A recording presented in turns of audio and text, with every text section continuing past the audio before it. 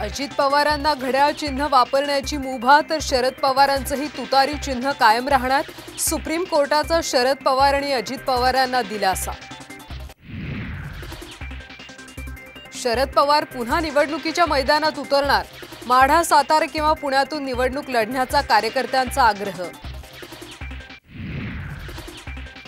माढ्याच्या जागेचा तिढा अखेर सुटला। माढ्यातल्या 6 आमदार भाजप उमेदवार रणजित सिंग निंबाळकरांसाठी काम करणार। फडणवीसांची शिष्टाई फळाला।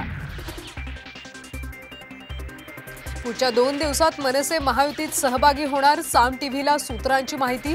दिल्लीत राज ठाकरे अमित शहांमध्ये सकारात्मक चर्चा। बाळा नांदगावकरांना लोकसभेचं तिकीट मिळण्याची शक्यता। आणखी एक ठाकरे चोरण्याचा प्रयत्न। भाजप मनसे युतीवरून उद्धव ठाकरेंचा टोला। तर महाराष्ट्रात ठाकरेंच्याच नावावर मतदान होतं। मोदींच्या नावावर मतं मिळत नसल्याचीही केली टीका। शिंदेंच्या शिवसेनेकडून खासदारांच्या नावाची 2 दिवसात घोषणा। 14 जागांवर लोकसभा लढवणार। साम टीव्हीला सूत्रांची माहिती। 3 विद्यमान खासदारांना डच्चू मिळण्याची शक्यता। शिवसंग्रामच्या ज्योती मेटे उद्या शरद पवार गटात प्रवेश करणार। सूत्रांची साम टीव्हीला माहिती। बीडमध्ये पंकजा मुंडेंविरुद्ध ज्योती मेटे सामना रंगण्याची शक्यता।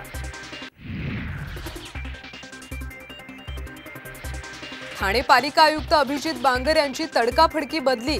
ठाण्यातून थेट मुंबई पालिकेच्या अतिरिक्त आयुक्त पदाचा कार्यभार पाहणार।